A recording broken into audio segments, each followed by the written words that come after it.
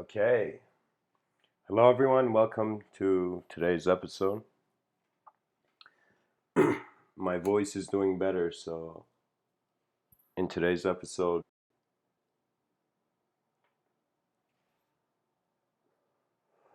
I can speak longer. So, welcome to the talk, guys. The title is The Unknown Mind That Sets the Known Body into Motion. In motion. The unknown mind that set the known body in motion. And so I found something very fascinating that for me, all of man's relationship with the world is with his sensory perception to some degree.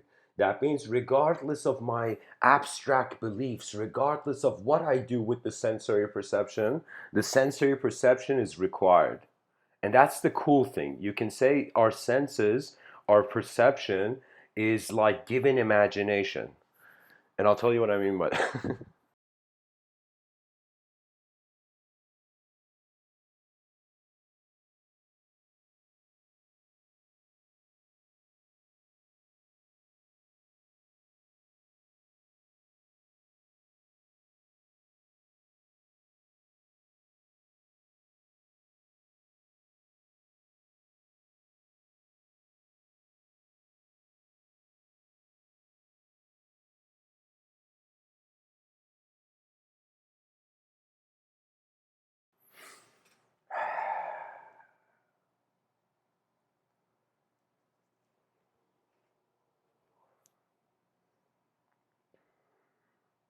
Let me see. What is the picture to draw in this moment?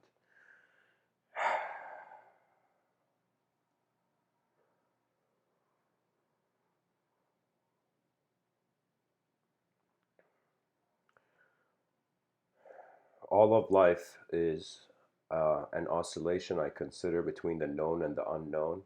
The more there is sensory perception, the more reality considers itself known. The more sensory perception becomes dimensional, or it becomes vague, or it becomes blurred. That means it's like you're looking at reality with a certain lens of knowledge. And suddenly, as that lens shifts and moves, it's as if like the unknown, the percentage of the unknown kind of increases or decreases phenomena. For me right now, our mainstream civilization is knowledge moving the unknown. We were pretty much creatures on a rock. We established language. We discovered it like fire. And this symbol attribution has now taken over our world where every human being, their method and approach of communication is through these symbols, through language. So for me, it's as if we are inside a linguistic simulation, inside a sort of material elemental simulation. And the linguistic simulation is the symbol attribution, it's the pattern recognition over the objective realm. So I would consider the subjective realm is a world inside the objective realm. That means subjects are a dream inside a dream, which is, their dream. It's kind of like Inception for philosophers.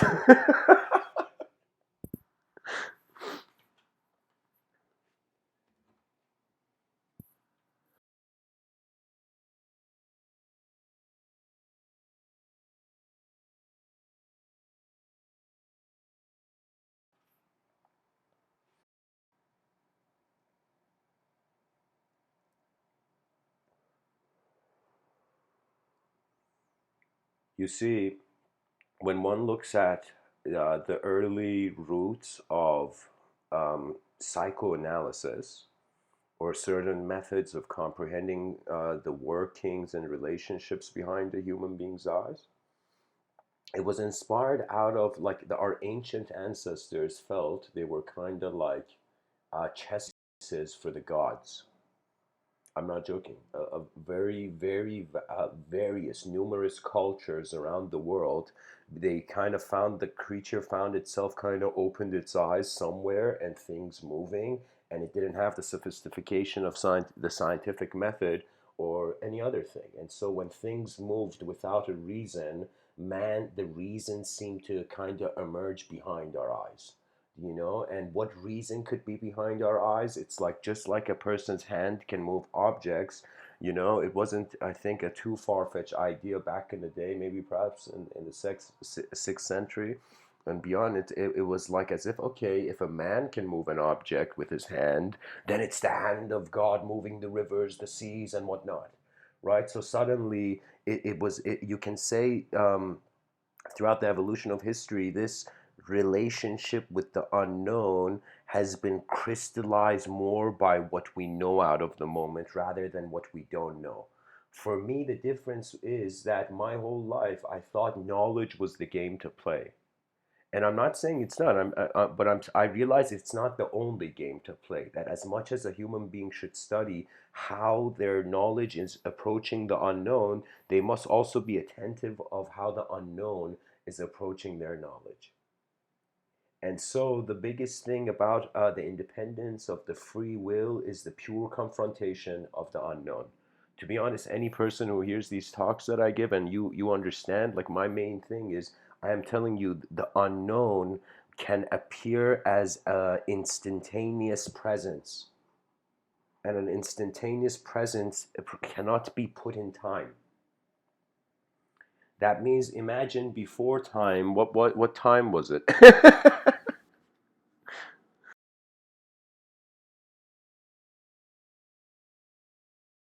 Before the concept of time emerged in the mind of human beings, what time was it? We see it's like the subjective reality didn't exist. So I feel man did not just build kingdoms in front of his eyes, he began building kingdoms behind his eyes. And these kingdoms were the significance of the association of the inner realm with the outer realm. So what does that mean? That means like the person dream of like a red balloon, kind of suddenly, let's say, popping in the air. And then the person's walking throughout the day and they see a blue balloon, right? So the moment they see that blue balloon, there is something they can compare. That comparison is from the inner realm, I consider.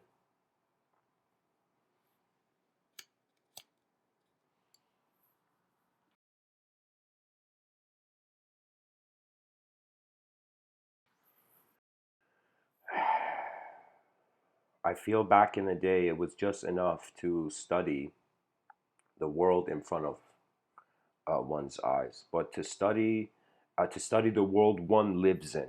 But now I think it's currently important to study that the worlds that live in us, which I feel appear as sculpted subjective landscapes out of a kind of endless ability of abstraction.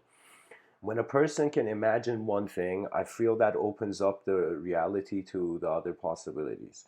The moment a person can see one pattern, recognize one pattern, they can also recognize that pattern in other things. For example, a simple example of this would be a person learns what a straight line is, right? And goes into nature and begins looking at all the phenomenology in nature and sees that it's as if there is no straight lines. Maybe a straight line that's kind of seems like a straight line is like a light beam in the darkness or something, a light beam hitting a shadowy part of the forest. But the whole idea is that once you recognize a pattern, you go on kind of solidifying the meaning of where you recognize that pattern or don't recognize that pattern. I feel it's like alphabet creation. I feel the memories that a human being attains, the experience is kind of like the alphabet for what their imagination can project, or at least a starting point. When I felt that everything was known, I didn't care to look for anything. That's a big problem of our society. The answers are louder than the questions. And because the answers are louder than the questions, people are fighting over what is right, then in some sense, what is known over what is unknown. It was one of the most shocking kind of realizations of my life. And it came through a way I had kind of termed the world. And what I mean is that I realized I'm on a rock in the middle of nowhere. When I realized our species, I mean, recently, when I say recently in regards to this, the time of the universe, the considered, history of the universe, it's as if like a second ago we developed rockets. A millisecond, microsecond ago, we developed rockets. And so what does that mean? That means we were limited to the sphere of our movement.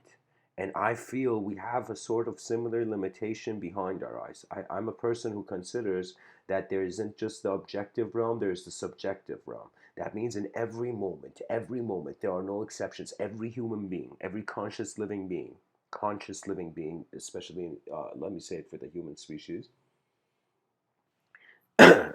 because there can be consciousness with a dynamic body rather than a static body. We as human beings, even though on a subtle level everything's changing, but our physicality appears more static than the dynamism of our. So it's kind of like our minds are moving faster than matter, so matter seems to animate.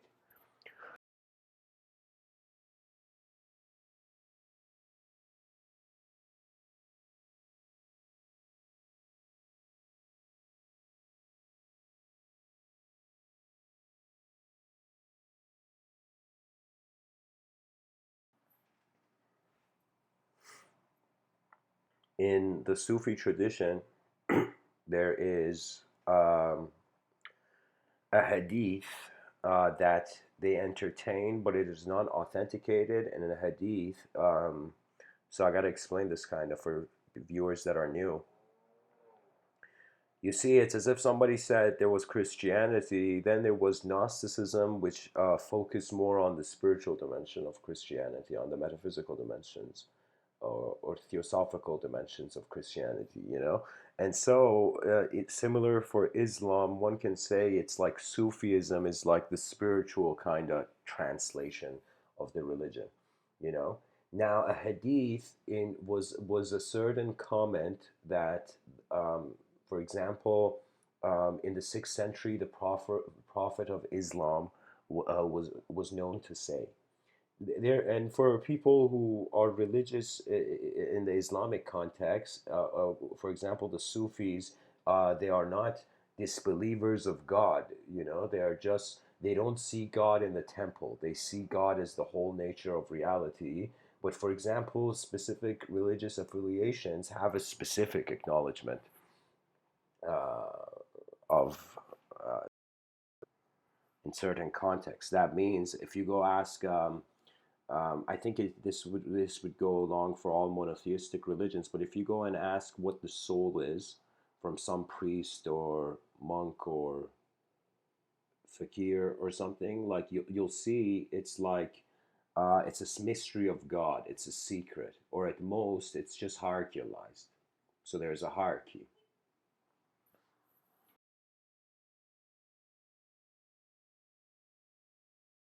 The reason I wanted to say something about the Sufis was that there was something called Hadith Qudsi, which it was kind of like something that they felt that it was like the voice of God, and the voice of God kind of had suggested that the universe was unknown, as if God was an unknown phenomena and it wanted to know itself. And it's a strange kind of mentality where it's as if human existence is God trying to know itself, a sort of unknown intelligence wanting to become known. And when I look at the evolution of human beings from an unconscious movement as nature and simply into a relationship that they're separate from the world, so it's as if we were an extension of the earth, then we realize, whoa, we're on the earth, we're in this earth.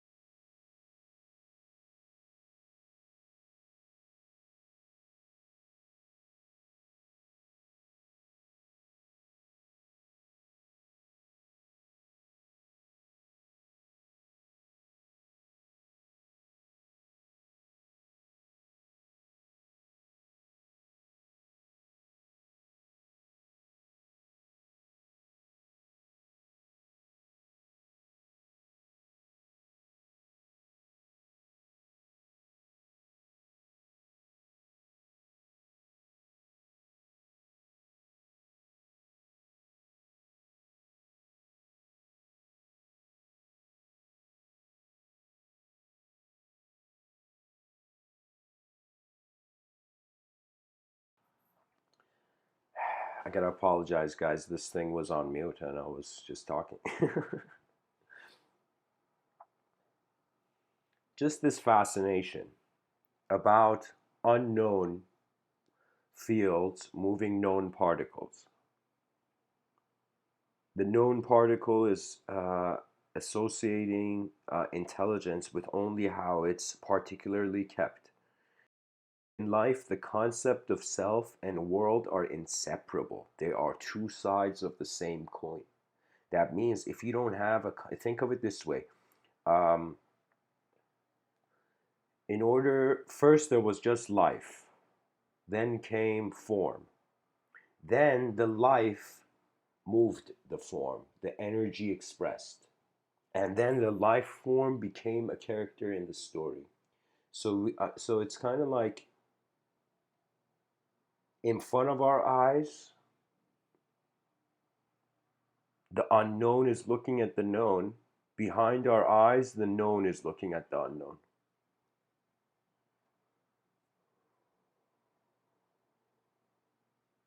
Or I don't know, let me say it like this. In front of our eyes, the known is looking at the unknown. No, no, sorry. In front of our eyes, the unknown. The unknown is looking at the known. An experiential sense of unknown is perceiving known phenomena.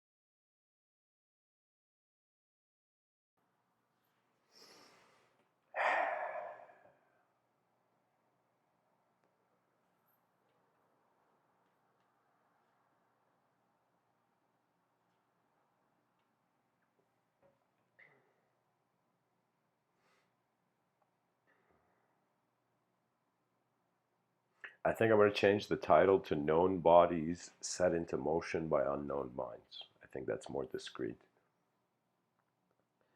To be honest, I find myself and the concept of myself uh, in accordance to the direction it has and the speed that it engages life to find itself transitioning between various layers of meaning. There was a man named Shri Nisargadatta Maharaj. Shri Nisargadatta Maharaj has this very remarkable quote when he says, "When I see that I am nothing, that is wisdom. When I see that I am everything, that is love. And in between, my life moves." And in other words, it's as if this life is a sort of relationship generation endlessly between the known and the unknown. And I feel that's the thing, that it's like with the brain hemispheres, it's as if one brain hemisphere is more embracive to the unknown. Another brain hemisphere wants things to be exactly known. I feel the left brain hemisphere is going from known to unknown, and the right brain hemisphere is the left is going from unknown to known, and the right is going from known to unknown.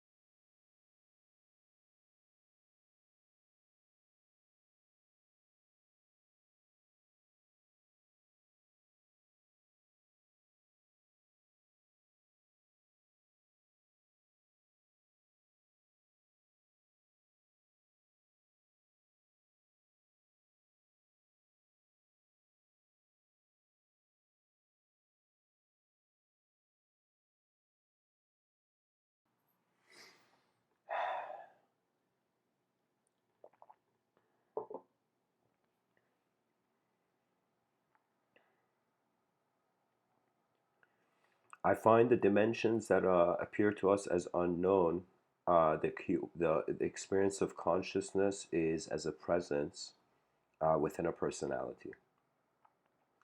Uh, in regards to known experience, I would say it's a shift from presence to personality. The other way was a um, personality to presence.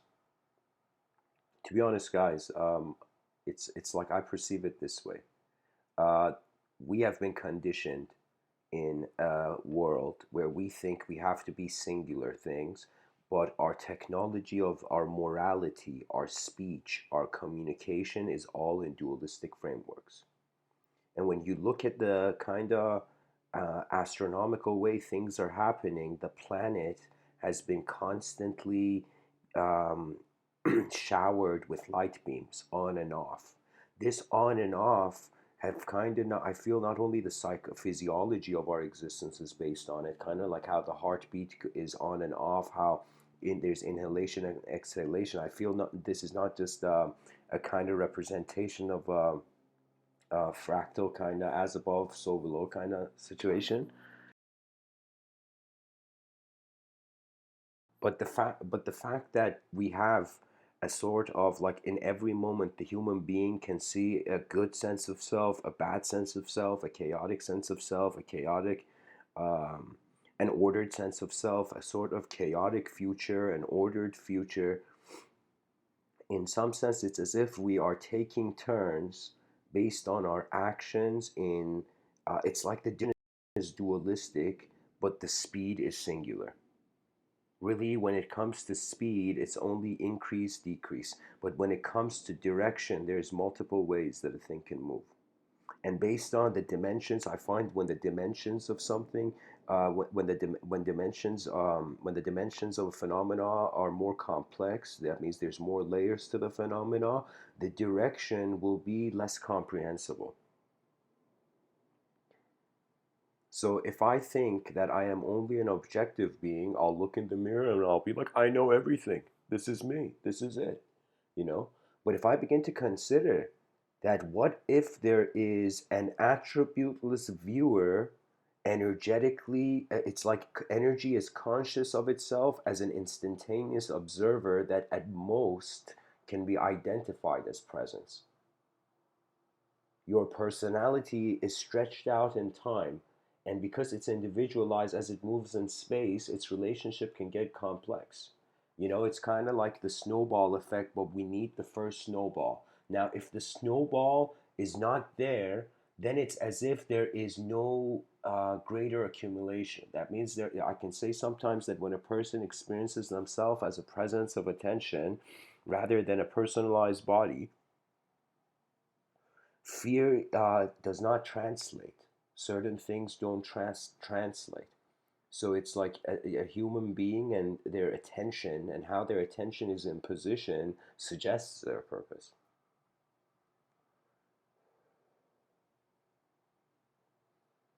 A person riding a bicycle, if he was asked what's the purpose of life, he's like, ride your bicycle to work.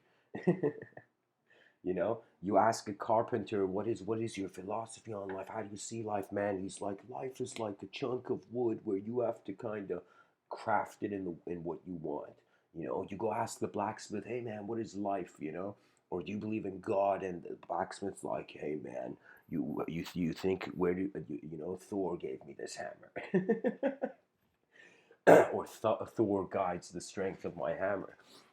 The thing about human beings is that we cannot just be drawn to the physical, objective self of the human being, even though that seems to be the case in many, many situations. Our civilization right now, because it is embodied, we are an embodied civilization. There's a huge chance that perhaps, I'll give it a prediction, I'll say in the year 2252, we may be taking some big strides towards being a disembodied civilization. When I say disembodied, this doesn't mean uh, we lose our bodies as a physical human being, as an individual human being. This means that we are acknowledging the movement and presence of intelligence collective beyond how our thought conditioning have taken shape. So for me, really, what it is, let me tell you what it is.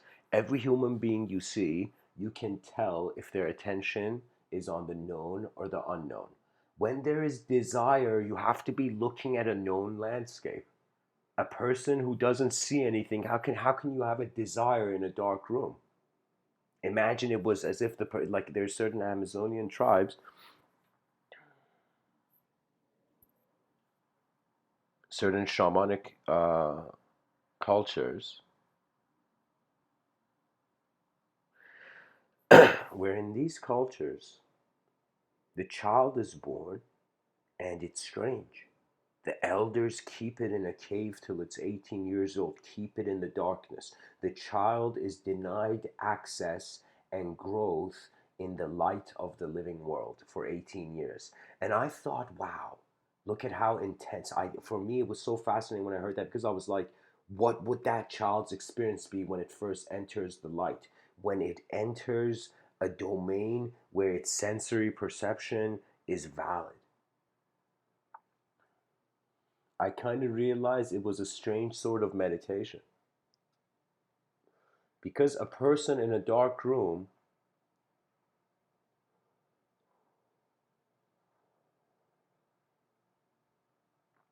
is having a relationship with what is there rather than what can be there.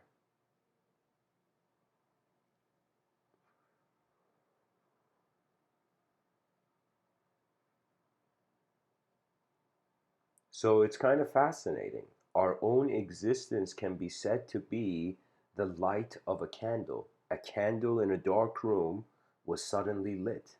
This candle began perceiving the room, and as it began, as consciousness emerged, the world took a new relationship.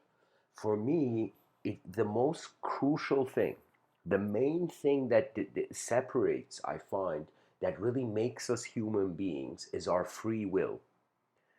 Now, free will in certain circles is perceived as an illusion, because if you consider free will to have an objective source, all objectivity is kind of atoms hovering in space. So, at most, one may think materialistically they are the hallucination of the unique movement of atomic particles.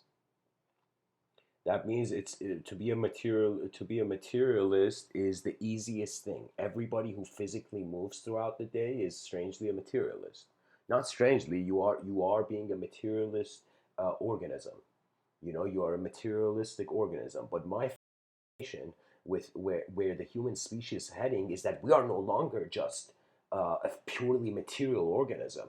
This material organism is dependent. Its survival depends now on its abstraction, on its ability to consider what will happen, on its attention and alertness to the sequence of phenomenology. For me, I realized the value of exploration. I realized the value of the unknown, because the way I held knowledge was slapped out of my hand karmically. That means in my youth, I felt I was in a karmic quarantine. I felt literally there was like a glass force field, like a glass house. I felt I was living in a glass house that I hadn't put there. It took me a while to realize that there is an intelligence to things that cannot be comprehended by being, but the human being finds that the moment it comprehends, it's a movement in it. So my relationship went with treating my sort of mind as similar to my brain, as simply just stuff. And it went to becoming like the mind is a river. In a book I wrote a while back called The Source of Language, in it I wrote a sentence which it made me even emotional, because it was profound to me.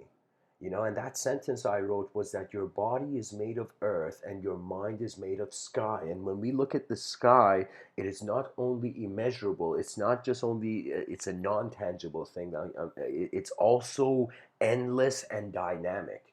So I began having a relationship with my intelligence as if behind my eyes there was an endless dynamism that would animate. So in some sense, I can say the physical object in the moment became like the chess pieces for an endless rhythm. And this is something that is, I find that I feel it's unheard. I feel when I looked at traditional spirituality, even the Upanishads, I didn't see it. I didn't see it in ancient mysticism. I feel it kind of skipped ancient mysticism, or maybe I haven't, read every ancient mystical book out there. But but the notion is that we are unknown dynamic movements of a field of intelligence rather than known static objects and particles.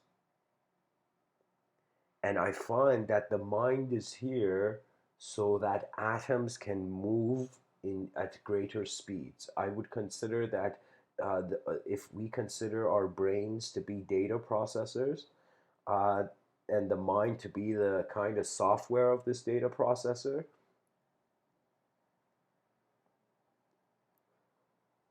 the interface, the mind is like the interface. I feel I'm saying the word correctly. The interface of the mind is like the software, the brain is like the hardware.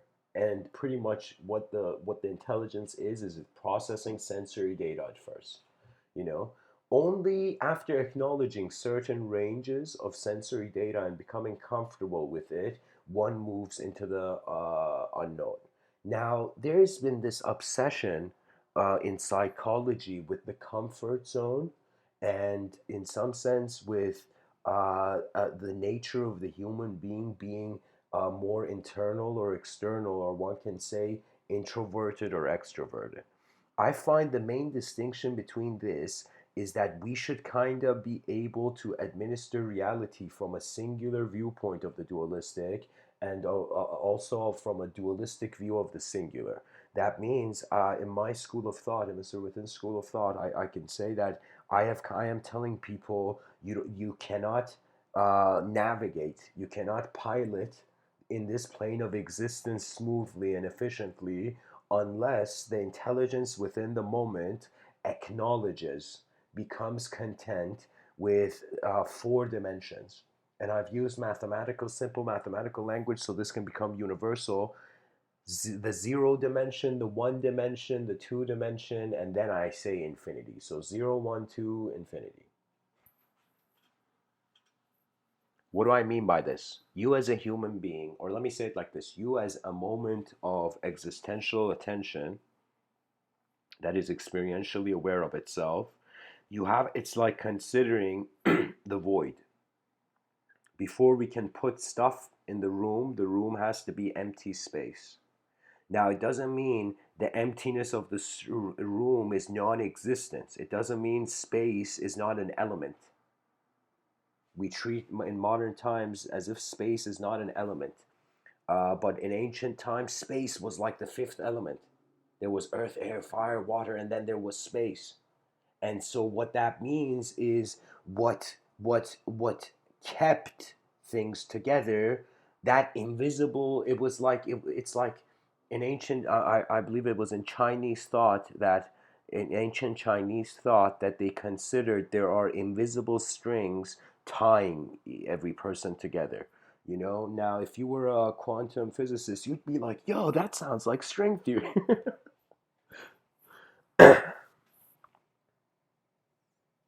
But I'm saying it's not just like if we don't consider space as an element, it would just be invisibility. If we consider space as an element, we can then say it's an invisible string. It's a relationship. Think of the mind as a relationship generator. When you look at an object and you have a name for that object in your mind, like right now I'm looking at a cup of coffee, or the way this object in front of me and this liquid in this object is a cup of coffee is like an instantaneous linking and ascribing of simultaneous value of the object and the subject. So when people say cup, the image of this object may appear in my mind. And when I see this object, the subjective, the subtler symbol attribution of cup, coffee cup, comes into my attention. So I'm saying have a relationship, not just with um, how objects are set into motion, which the laws of science, which the lens of science perceives well, but also how the subjects came into motion. So for me, it's, yeah, when I look at the human body, I mean, like any human being who kind of denies evolution, I'll tell you this: just put the palms of your hand on the ground and tell me if you still feel we didn't evolve from animals or evolve through animals.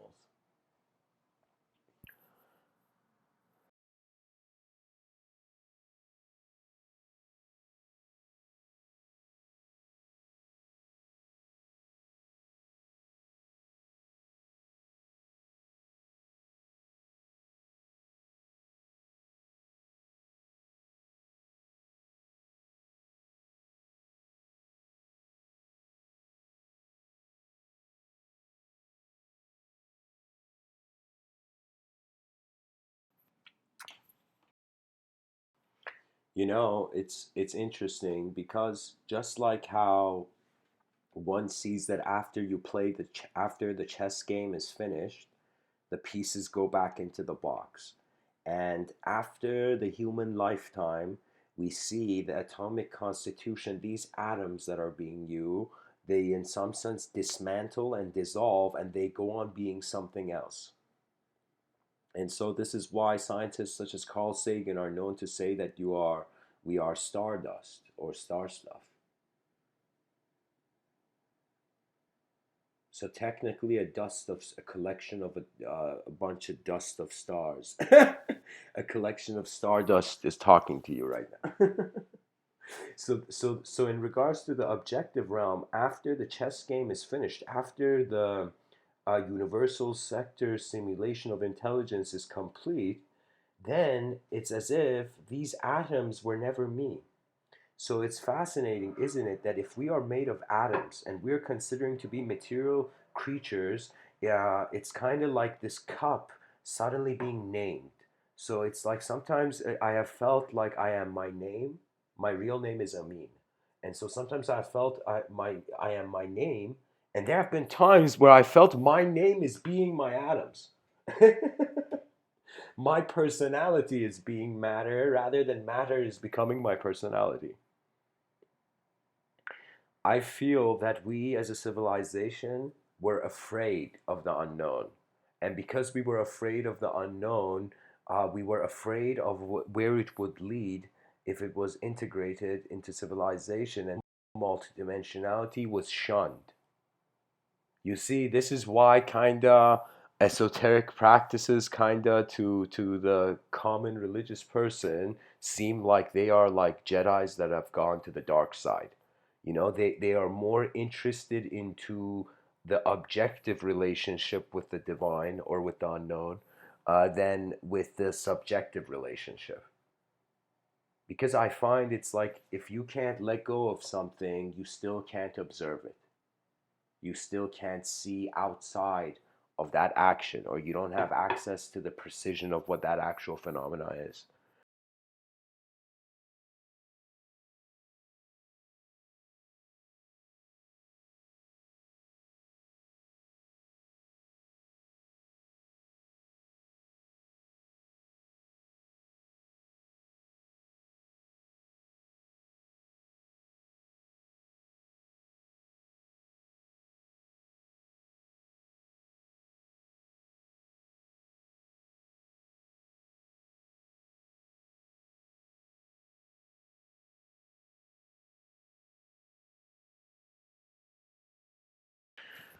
I remember developing this concept where just like how we have units of measurement, I was wondering how can we measure the psychology and the identity of the human being.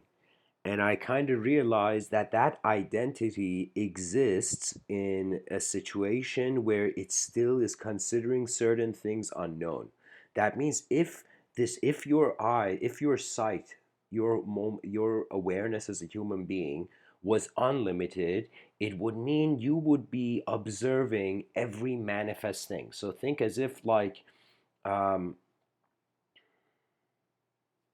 Without the unknown, there would be no knower. There would be nothing to know. The known would already be known. And this is kind of like the chaos of the abstract truth, or truths that are not per se purely material.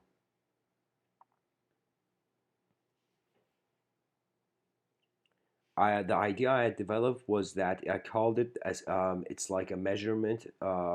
It's like a story unit. Psychology, this identity of a person is measured in accordance to the stories that are active, and sometimes these stories coagulate. They coagulate like, imagine an angry person.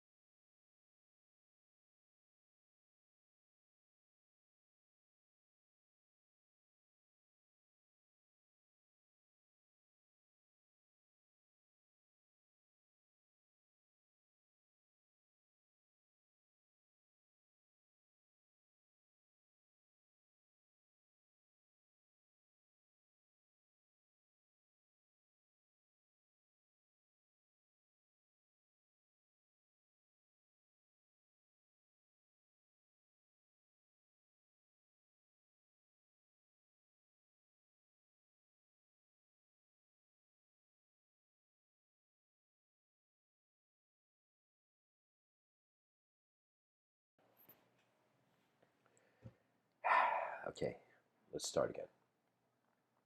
It's like the angry person is, imagine a young kid back in the day. Not back in the day, just imagine like a young kid, a person in their youth. They wanted to do something and they couldn't. Like the child was pushed around and it couldn't push back.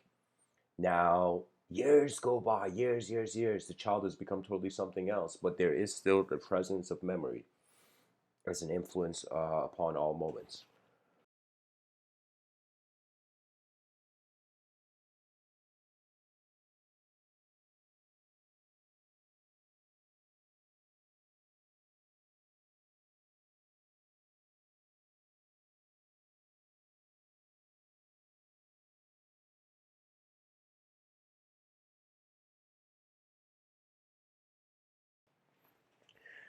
The person suddenly is pushed, like somebody just accidentally hits the person. Let's say the kids walk, same kid who was pushed and couldn't push back.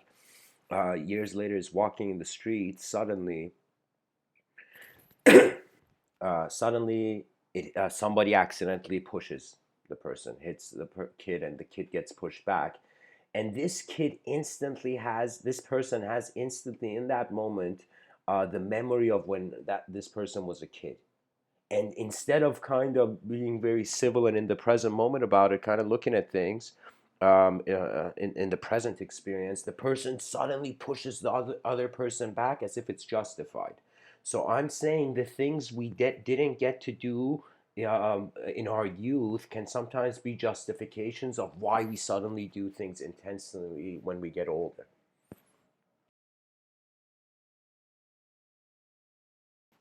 For example, these talks, I could totally see what I said kind of falling into that pattern. In my youth, I was a very silent and kind of shy, inert person. That means I felt as if the world didn't acknowledge me, so I didn't need to do anything about it.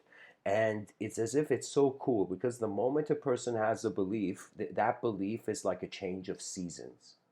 That means I can say that it's not that a human being doesn't have a belief system, or they it's like, is it possible for a human being to have no beliefs? I feel it's like a human being can evolve beyond the belief by recognizing that beliefs are seasonal and they come and go.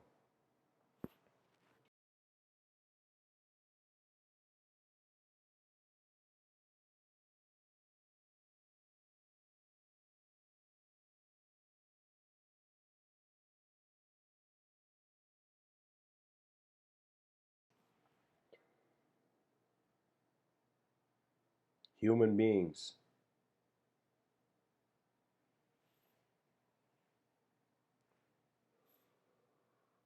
are not just designed phenomena. We are not like trees, and we are not like other animals on this planet. We have an awareness to our mortality. We have an ability to project various simulations and increase and deepen the moment. I consider the concept of depth to be the addition of dimensions. And so it's like my mind looks at this cup of coffee, and I could see how, for example, the glass is, I'm considering the glass is the cup, and the coffee is the liquid inside the cup. And suddenly my mind can see the same relationship suddenly being like, what if the universe and consciousness is like a liquid poured into a material container? You see, the mind can suddenly interlink and open. And my biggest revelation about creativity was that it's an endless landscape behind your eyes, and there are inner realms, and our educational system and has just not taught the human being how to engage it, because we fear what we don't understand, because what we feel we stand under could be beyond us. That means a person who feels a truth that can change them, they may at some point even stay back from that truth. I've had conversations with secular minded people and religious minded people. And I've noticed that at certain point of the deepening of the questions of existence, certain people who have solid belief systems, doubt is like, it's like it's like, imagine like this. Imagine like a person having a solid belief system being like ice, the solid state. And as there comes doubt and depth and question of deeper dimensions, the question is increasing the temperature. And if the person wants to remain in that kind of ice, solid belief system, they don't want the temperature to increase, so they will push away the question. It's like this can be said to be the type of religious person that doesn't want to hear anything on religion, doesn't want to look at a subject from a different angle than they're looking at it. But when the person begins looking at something, what's happening? That belief system, which is like ice, is melting. And when it melts, it becomes liquid, and that liquid has a sort of dynamic fluidity to it. So right now, I would consider that when I speak, the nature of speech is that it's like the fluid state. Okay, so it's kind of like known solids and unknown gases, and in the middle is like semi-known, semi-unknown liquids. Like a liquid state of mind. I'm using these things as a metaphor for the mind.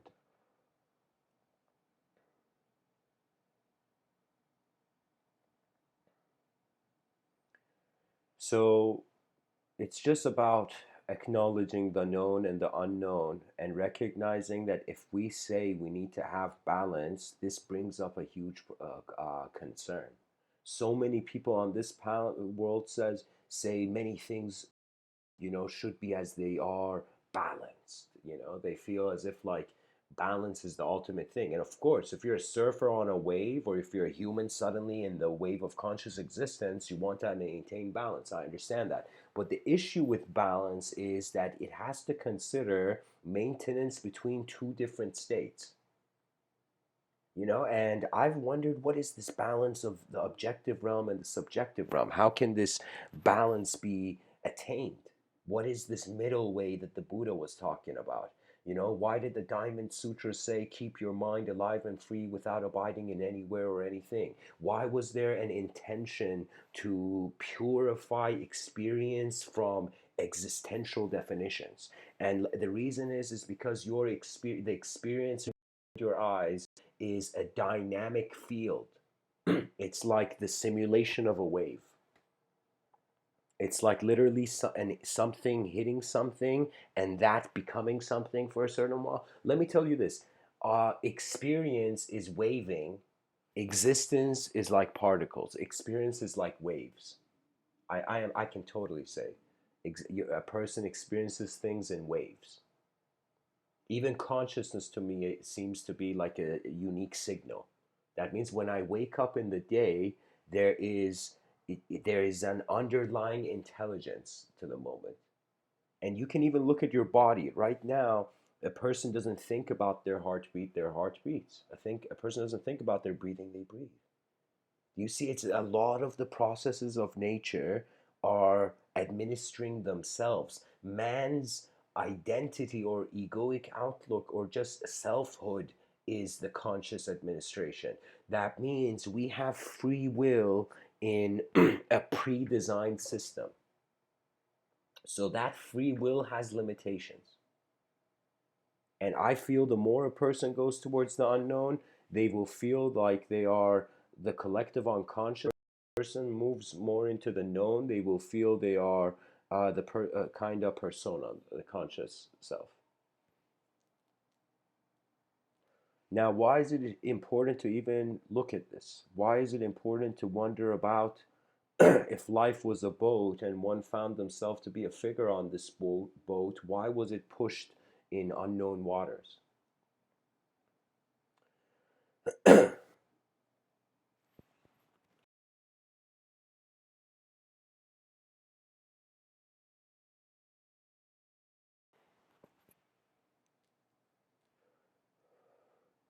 I find the answer moves beyond the language threshold due to language being a dualistic technology. That means I said there was the zero dimension, one dimension, two dimension, and the infinite dimension, right? Language is in the two dimension. It's oscillating between the singular and the dualistic.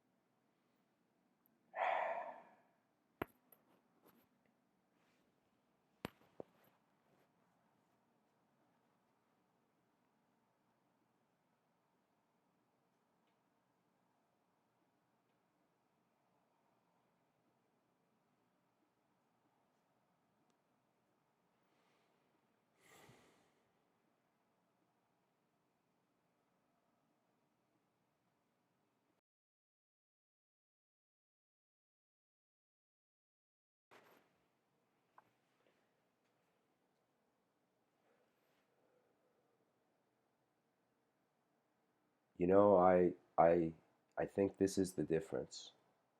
If life was seen as a mountain that the person climbs up and then climbs down from, I can say the first half of life, it is the known moving the unknown. The second half of life, I find the person requires to be a mind projecting a body rather than a body projecting the mind. I noticed there's nothing to fear about the physical body. I am telling you, there is something very fascinating that in our sleep, the mind moves the body. When we are awake in the day, the body moves the mind. How fascinating is that? That means when the person is awake, let's say they grab that coffee cup and they drink it. Just by their head turning towards that coffee cup, it's as if the body evoked a projection of the mind. But dream state, the body is in the bed of the person. It's like your body's asleep, and then it's kind of it's not purely inactive, but it's more inactive. You know, and there's even this chemical that the body releases when someone sleeps, that this chemical makes their, what do you call it, so their body, when they in their dreams they're running, their body doesn't start running in the bed. Like, look at how advanced we are as intelligence, as intelligent beings. How advanced the biological body is. For me, it's like it's a work of genius. It's conscious living is an opportunity to be present in one of the most ingeniously designed systems.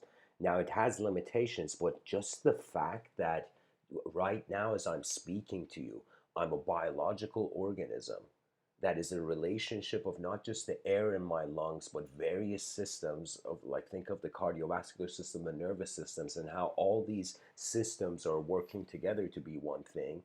It's as if everything in the universe is moving to be God. To be the ultimate personality. So if we thought the universe was alive, uh, and it would be like, okay, the human being is alive, it named itself. If the whole universe was alive, what would it do? You know,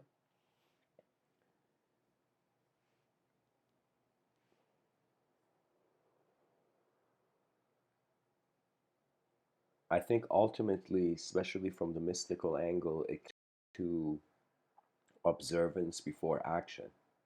The moment you observe, then act, you will feel you are the mind moving the body. When you're just in action, you will feel you're the body that has a mind. So I feel the psychology of man can move on to more of a multidimensional explanation. And people have to not just care about their outer life, but they have to start caring about their inner life. And your inner life doesn't mean just your morality, your ethical constitution, your what you feel is right or wrong. You know, the inner life is the fearlessness of authentic experience in mystery. So imagine you're an explorer and you've gone to a land you've never been before.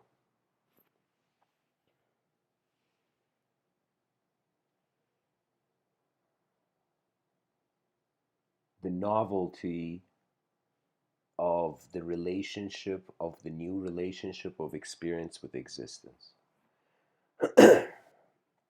That means everything in nature is meant to change. When the person confronts this, they become comfortable with the outcome. Because whatever you think is going to happen, it will change. This is why I couldn't just give one talk and just end. Okay, I in one active dialogue, the whole cosmos was explained. Great. It's like, no, it's way more complex and advanced than that. And we have to start remodeling civilization into acknowledging that the greatest resource is the human mind's unknown potential. That means for me, I'll be honest, it's not when I see like a poverty commercial of that child in Africa suffering, it's like a part of me is like, what the fuck, that's messed up, but at the same time, it's like, as I'm seeing this, the reason I feel it's messed up is not just because that person is suffering physically. It's because to not access the potential of your mind in your lifetime is a sort of mental suffering. And it has to be a symbiosis between the environment and man. Here's the thing: we used to be in nature as creatures. When we were in the food chain, The relationship of life was one where nature was moving our imagination. So our imagination was the responsibility of the environment. But when we came to cities, just think about it, we are now boxed up creatures. So a creature in a box has to be its own god, has to be the effort of the moment.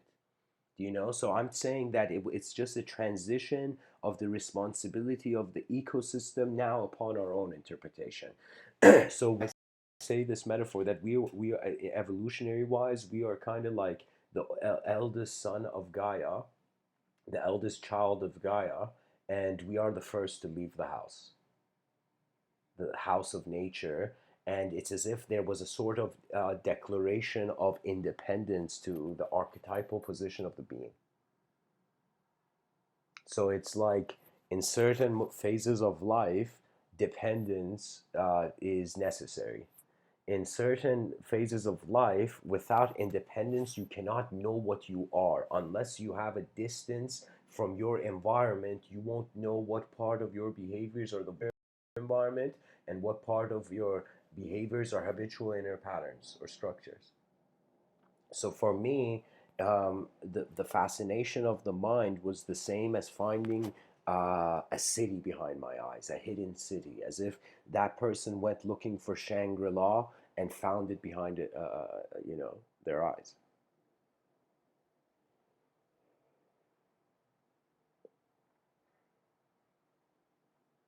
We are considering right now the space to be unknown and the matter in the space to be the known. Because we feel we are particular creatures, primarily made of just particles, it's as if like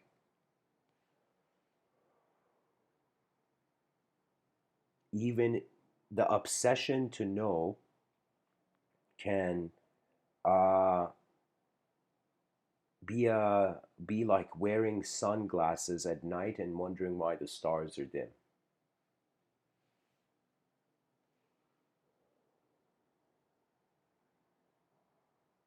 I personally consider all ideology as tools. I consider language as a technology. So I feel just because a person says something in one moment, there's no way that person, just by saying, by an expression of language in one moment, is like that person. Just try this out for yourself. Go find like a nice park or somewhere, sit beside nature, and just sit down as a simple person. Most people feel in society they have to be complex creatures all the time. But sometimes the greatest complexity is observed through the simplest self. That means when their complexity is inefficient, simplicity can be the efficiency. When simplicity is inefficient, complexity can be the efficiency.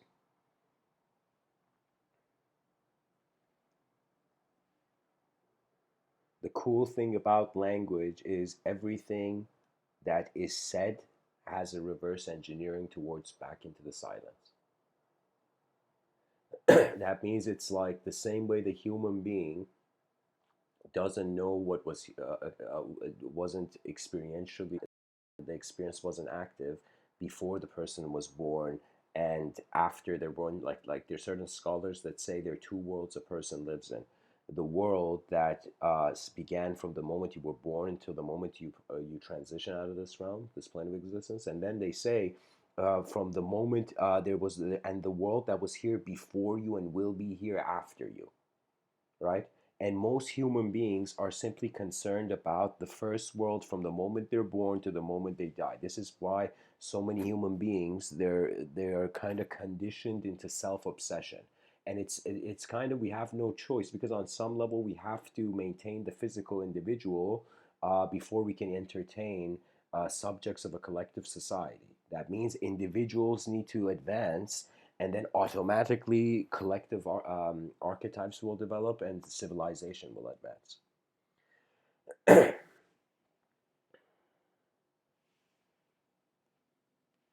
Think of it this way: the more phenomenology in your attention, in your conscious waking state, the more opportunities of action. So we can say if you hadn't seen something, you can't identify it with it. But if you see something, you can identify with it, you know?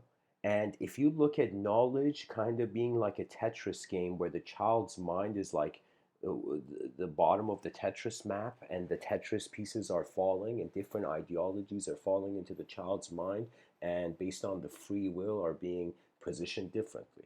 And sometimes these how ideology is received consciously in the moment can move to such a dynamism that it becomes unconscious. So Carl Jung had this saying where he said, unless you make the conscious unconscious, unless you make the unconscious conscious, um, uh, it will direct your life, and you will call it fate. So what Carl Jung meant is unless you expand this sphere of awareness that you possess, as a being, into the vastness of the unconscious, which is everything. So he's saying, unless there is an effort to make the unknown known, the unknown will be moving things in your life and you won't comprehend what's happening to you, right? But there is a grand clue. Carl Jung, in that question, in that, not question, in that statement of his where he says, unless you make the unconscious conscious, it will direct your life and you will call it fate. In that statement, he is giving how. He's saying the solution. He is how does the conscious make the unconscious conscious? Let me tell you. If the conscious had made the unconscious conscious, it would mean consciousness equals unconsciousness. So it would mean that Carl Jung, in that statement, he's strangely saying that the only way to kind of get kind of handle this unknown is by becoming it. He is pointing in that statement how the evolution of civilization is going to an unknown identification, not a known identification. Right now, so I find it to be such a cool time. 2020 is one of the most incredible times, and it's not being taken advantage of. Let me tell you why. We are um, pioneering the language of a greater civilization in our attention and awareness to behavioral patterns and their collective influence in civilization. So that means we are, even though a lot of cool things are happening in external technologies, but we are right now at the most crucial innovation of an inner technology. We are creatures that identified as just objects. Now we're creatures that are identifying as subjects that are moving these objects. And now we're reaching a relationship where we are saying our subjects are linguistically like if a subject was a program, its code is language and image. And the code of language, you can say, is image.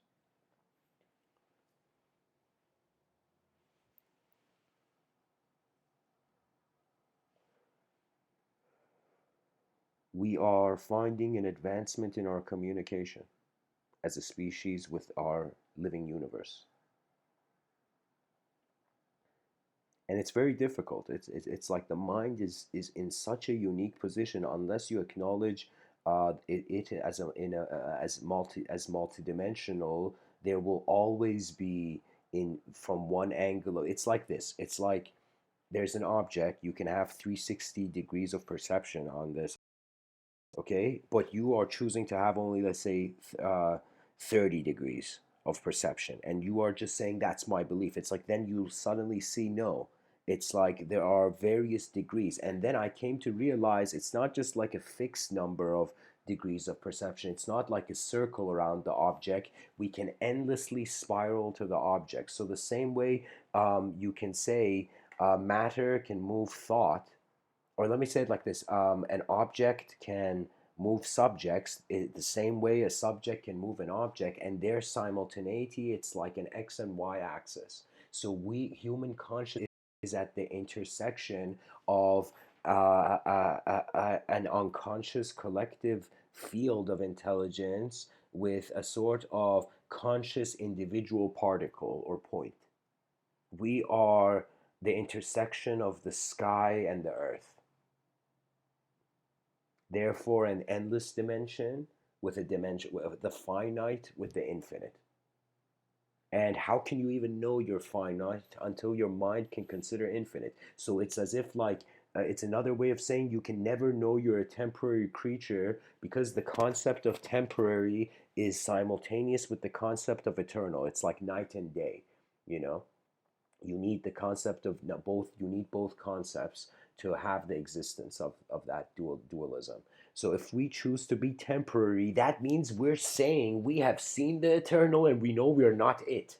Do you see? So to even think that the intelligence is just temporary is like kind of saying, like, if we can prove the universe is it has walls at the edge of it.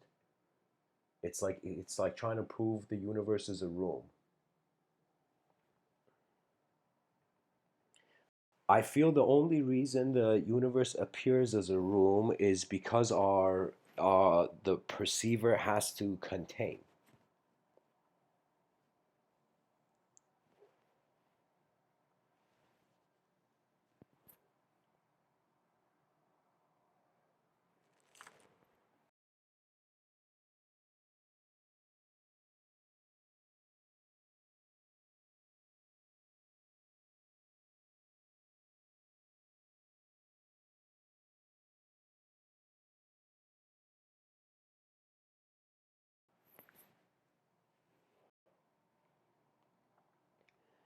A talk I gave before this one, it was called Heartbeat of a Dying Star.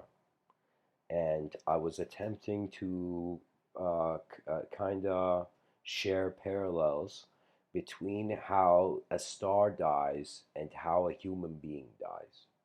And because I consider our minds solar powered, this may sound like a strange thing, but the father of my mind is light. I consider that without light, the senses would be senseless, would be nonsense. And so consciousness is the light in the room.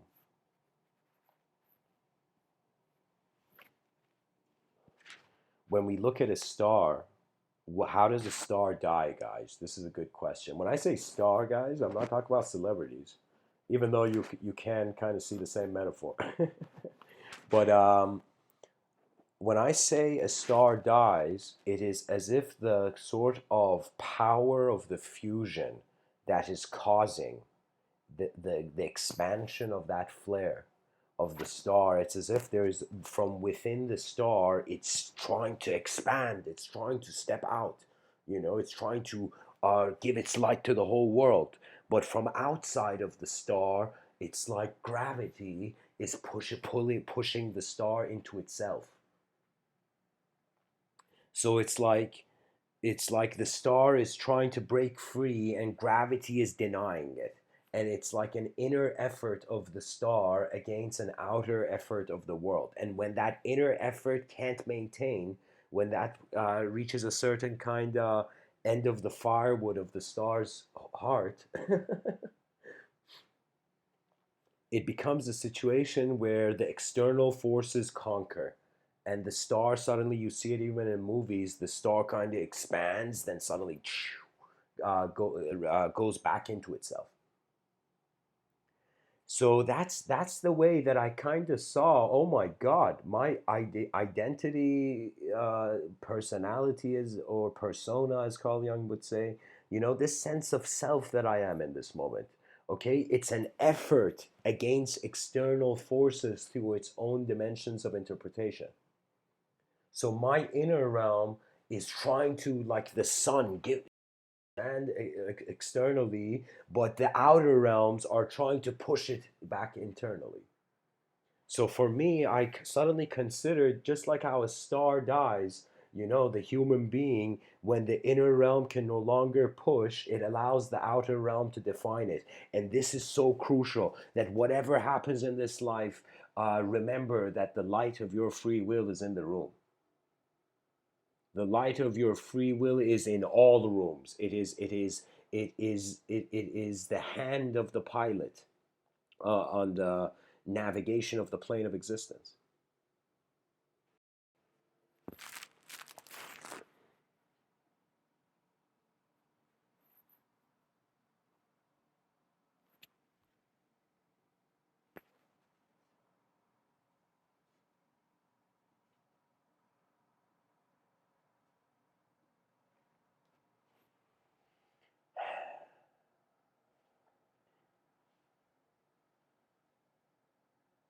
I find that we are pilots, all of us, and we are piloting through this plane of existence for a while.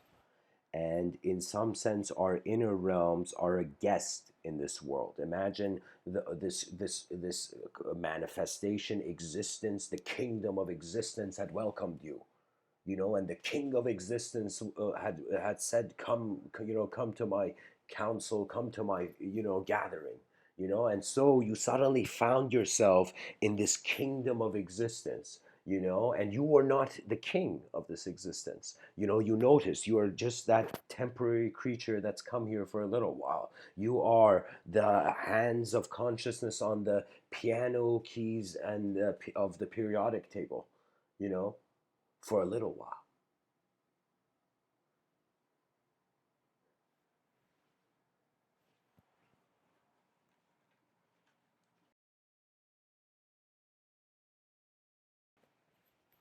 Creative dimensions cannot develop until you trust the unknown. And to trust the unknown can only be through the instantaneity of an experiential presence. That means it's a trust beyond language. It's the trust of the rawness of how attention will be its next effort. And for me, that is it. Sometimes I've kind of like in my life, I have heard many judgments. As I've entered some rooms and I've been honored in them, there have been many rooms I've entered, many moments of life I've been conscious in, where I felt I was dishonored. And it was kind of cool. Let me tell you why. Because whether the moment is chaotic or ordered, it always has a beauty in just the rawness of non-dual design. That means I have not just celebrated the creativity of my enemies, but also not sorry, I've not just celebrated the creativity of my friends, but I have also celebrated the creativity of my enemies. I was like, that guy did something incredibly creatively, but it was chaotic. And so, really, it's as if, like, just like how a person runs the business, you got to look at things in the short term, and you got to look at things in the long term. And when you look at the business in the short term, you have a certain business model of engagement, but in the long term, the short terms, your immediate business model must change in accordance to the demands of the market. So at first you do something for yourself, then as it becomes a larger project, you suddenly realize its influence upon others, and you notice the market, and then you adjust to the market. So this is why I feel it's best for people to trust their unknown, uh, the unknown potential of their unique interests at first, and then adjust the system or whatever. It's an end. Life is honestly conscious living. Really, you can just flow in it. You can pretty much do nothing, or you can consciously do something throughout the day.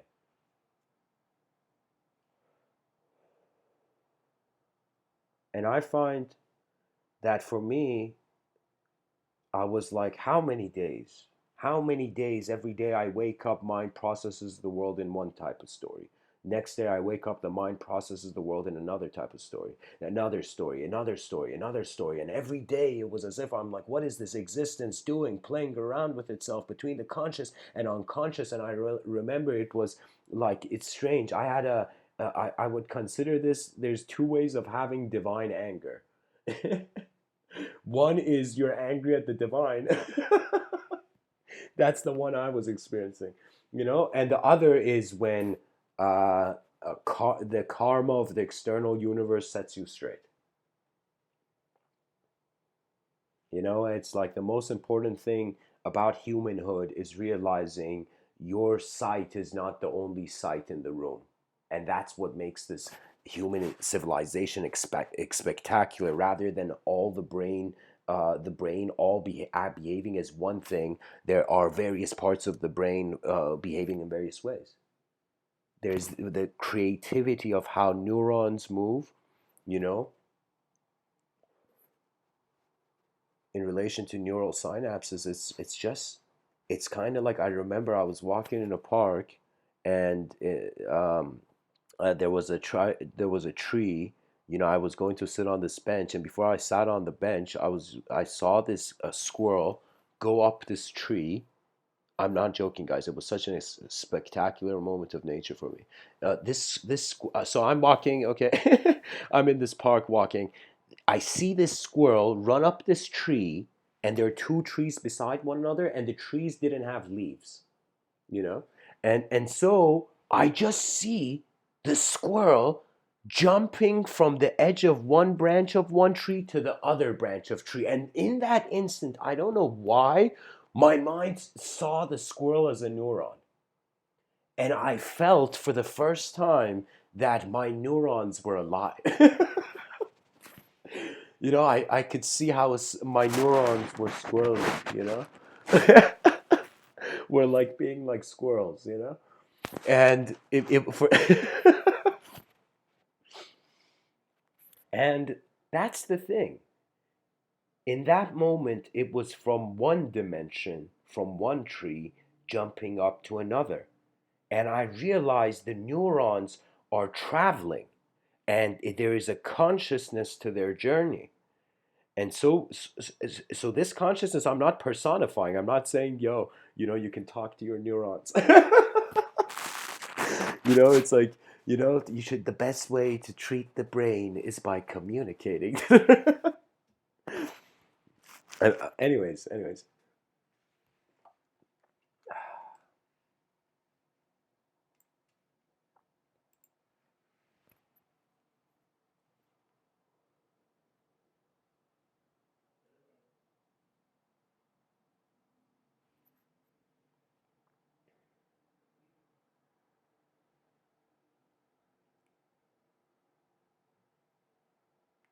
the only thing that we can say, it can be the any sort of just definition to the concept of all knowing, would be a changeless observer of all change.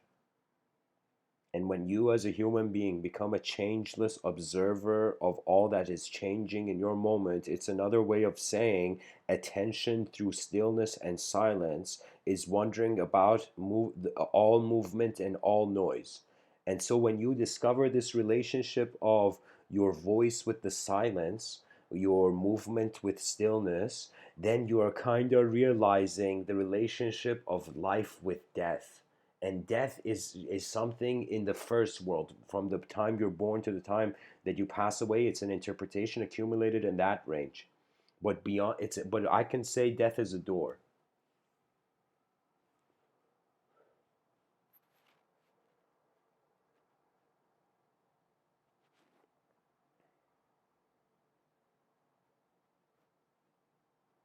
And to fear a door is foolishness. To not open, to not put an effort to care about the deeper mysteries of an existence where you're experiencing it in one lifetime, and every day happens once, and then the day is gone and you have grown, and it's like life is passing on. And so regardless of if you wear a watch or not, things change. And when we look at our civilization, is this the civilization that our minds deserve? And I am not saying it is no longer, we don't have time to rebel. We don't have time to put energy in anything that is not innovation. So when we develop an innovation nation, when all nations are united under the vision, they realize, oh my God, what are we doing holding our own flags? Let me tell you, we should create one flag for all nations, and it should be black with and blue a circle in the middle. And that's our flag, you know, as nations that care for more than how their eyes shape the world in one day.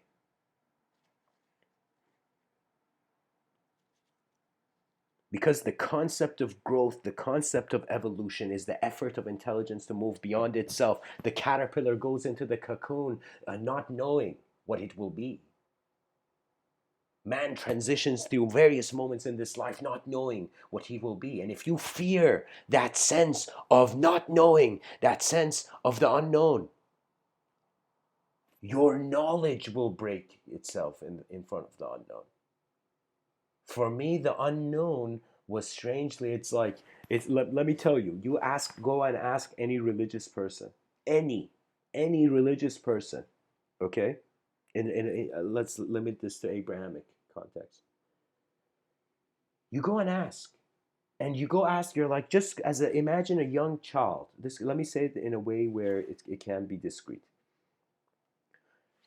Imagine the young child of an incredibly religious person goes to the son goes to the father and says, Father, you know, uh, I believe in God, but can you define God? Can you tell me what it is? And you see, the father will say, Yes, son, I can. God is the creator of the universe. And the creator is beyond our eyes, you know? So God is beyond the understanding of its creation. So God is the unknown movement of the cosmos uh, with footnotes.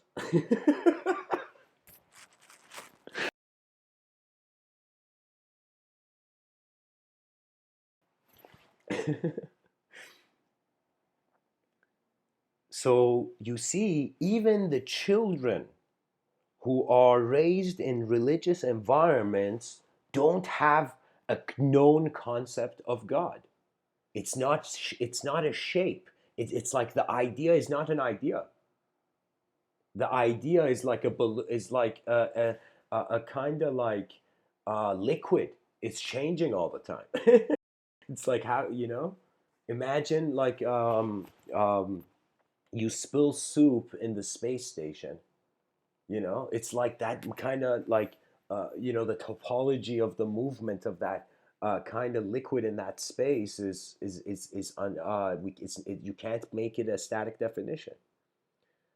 So you see, the more the cosmos is alive to us, the more it becomes undefinable and more experientially rhythmic.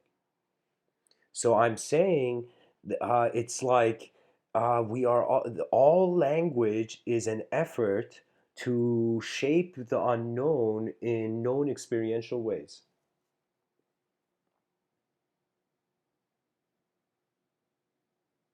And if we do not acknowledge the limitations of our species, how can we evolve limitlessly? In the metamorphosis that occurs in the cocoon, the caterpillar cells all die. All the cells, everything. It's kind of like how they say, like life flashes before your eyes. Your whole life flashes before your eyes when the person has like some sort of near-death experience. It's as if all the cells of the caterpillar die, die, die, die, die, die, die, die from the beginning. Everything that was that caterpillar ends. And when the last cell of the caterpillar dies, the cells of the butterfly emerge. The instant. That means it's as if the last cell of the caterpillar that dies is like a coin where the other side begins. It's like a coin flipping and the other side begins. And then the cells of the butterfly emerge. And this creature that was limited to two-dimensional movement accesses movement in three-dimensional space. Just like for me, the caterpillar becoming a butterfly in a short time is a testament that there are creatures that don't require billions of years to completely transform into a totally different creature. This could kind of imply, now I think we're technologically listening to to nature. So what that means is we're going to technologically create an environment indistinguishable from nature. Either our inner nature, which would mean a virtual reality simulation, or our outer nature, where nanotechnology advances to a point where we actually create trees.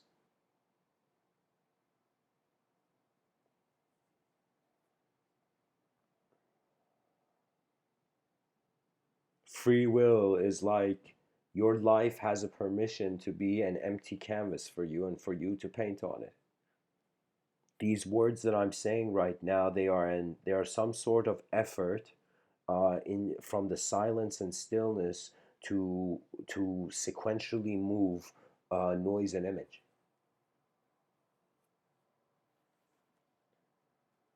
And to be honest, for me, I consider myself ultimately at the end of the day a designer. And the designer perceives form before emotion, before narrative. The brilliance of an object in three dimensions and the brilliance of an ability for the mind to perceive that object beyond those three dimensions. I feel our minds are vehicles, and vehicles that it's as if like we are evolving through a car.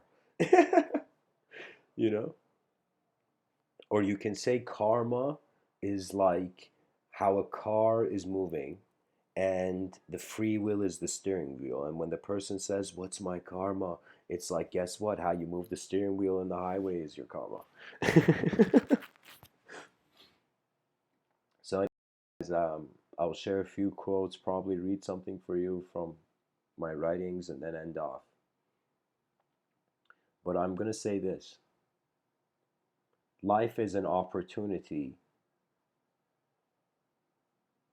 for the unknown to evolve the known, and never fear the unknown. It is the most magnificent and majestic moment of your life. It is the great iridescence of the blunt average lifestyle.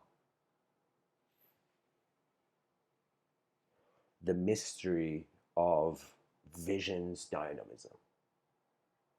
How the concept of velocity is direction with speed. Your free will can project. You can not only direct your attention, you can move, change the landscape. So for me, it's like before any person goes once becomes hyper spiritual, hyper non physical. The person feels like they're just a purely non physical being. Appreciate your physicality. It's the brush given to the hand of the artist.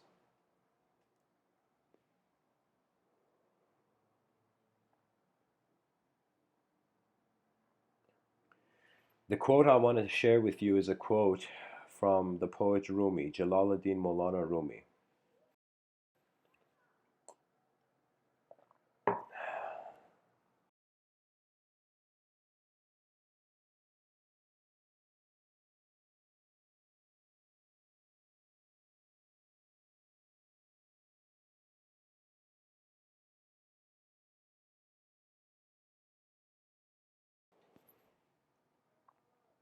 I died as a mineral and I became a plant. I died as a plant and I rose to animal. I died as an animal and I was man. Why should I fear death? When was I less by dying? I shall die once more as man, to soar with angels blessed. But even from angelhood I must pass on to that which no mind has ever conceived. Therefore, Rumi in this poem is suggesting the evolution of the conscious into the unconscious as the evolution of conception into the inconceivable, as the evolution of the temporary conception into the eternally inconceivable.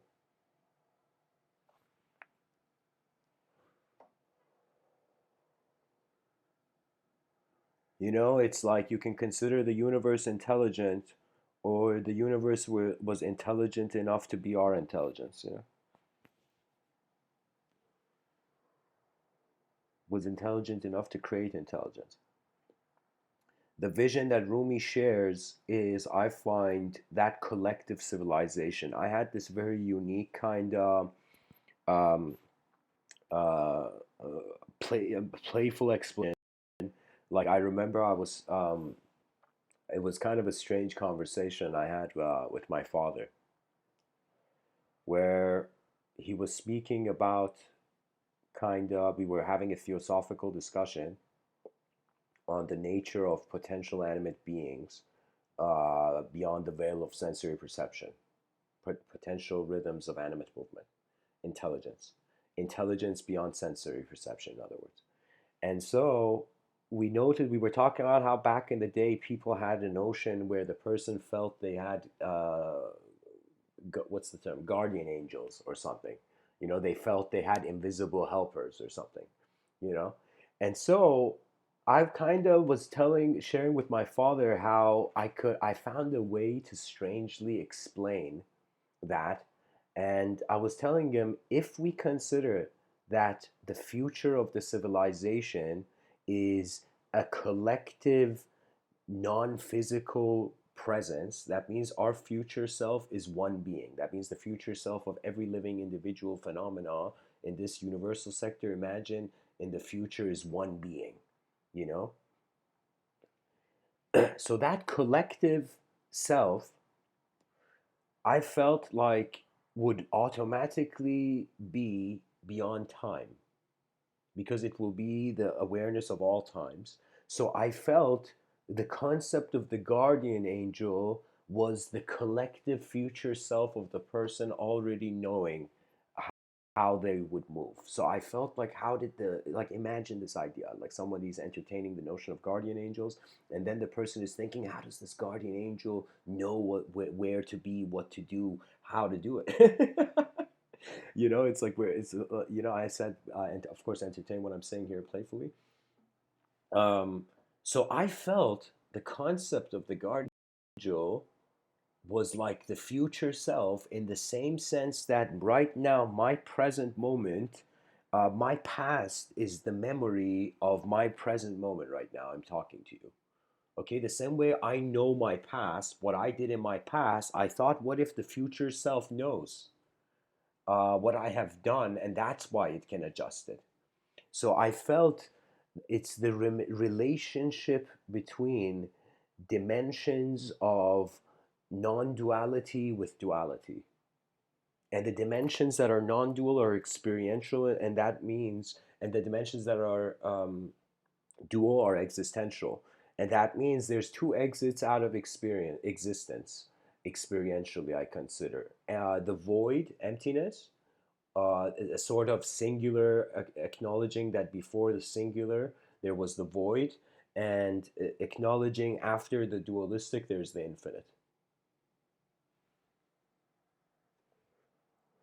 So infinity and the void are the two exits. They're the two vanishing points of dualism.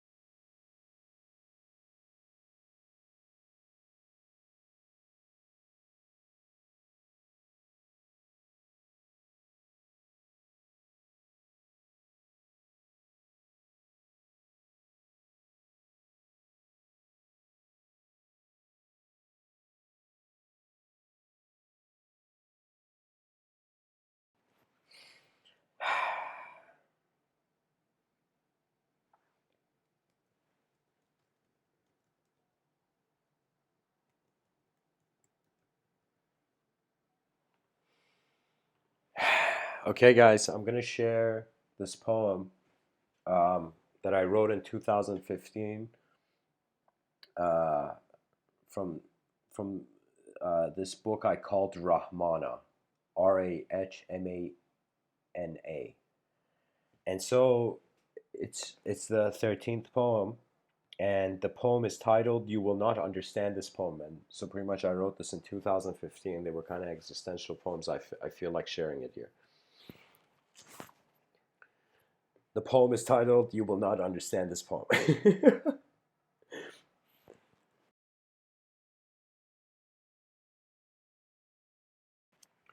O children, you will not understand this poem. Many will look at these words and see a doer that revolves around an empty center. Love cannot die when it is so alive. The wonder of transcendence is a game of give and get. Some mystics make sure it is the sun that revolves around them. Every moment is a gift of clarity from within. If you seek ideas, you will also seek ideals. You will not understand this poem, for its essence cannot be worded. For some poets are the worlds that they bring. Are all men world bringers? Only if it is free.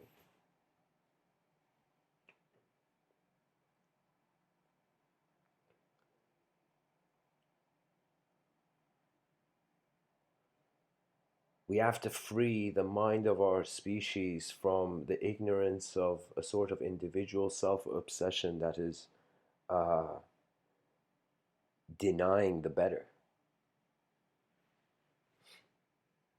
I'm going to read another poem for you. It's I don't know which number it is, but the poem is called this. It's from the same poetry work. It's called "The Divine Is Not an Idea." An artist began crying one night when her artwork jumped off the wall and shouted, "The only wall is ideology."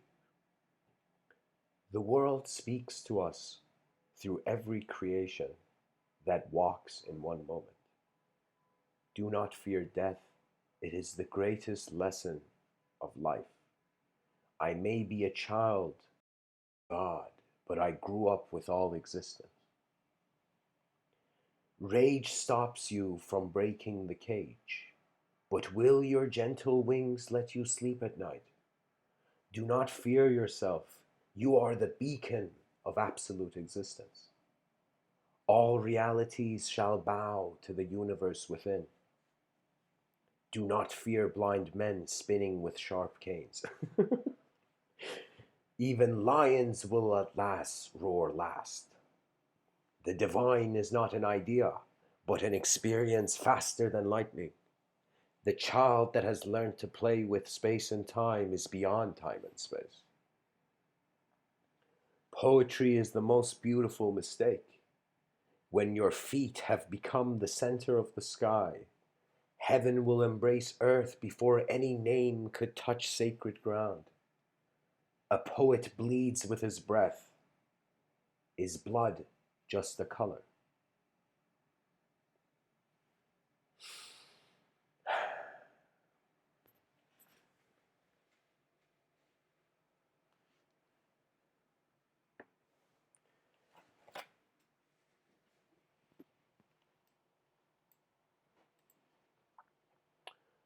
The unknown mind that set the known body in motion.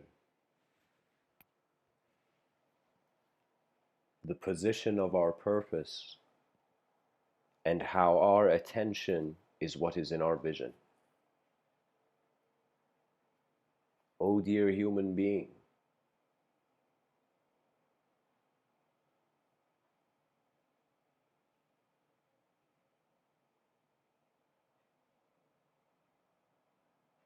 your attention is the life of everything in your experience.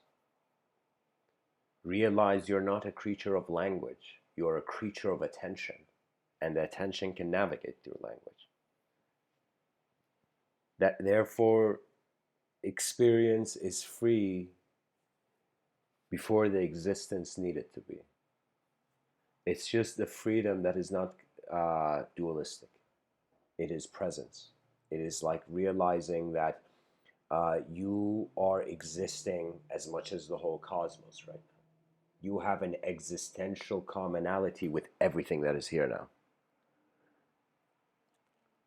Therefore, existence is the grand proof of the divinity that the known is the only thing that can be the unknown.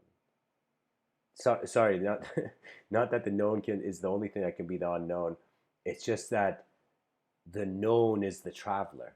Knowledge is traveling through unknown space, and civilization is being extracted from the storification of this. Anyways, guys, thanks for tuning in. I hope this talk was helpful. Much blessings and namaste.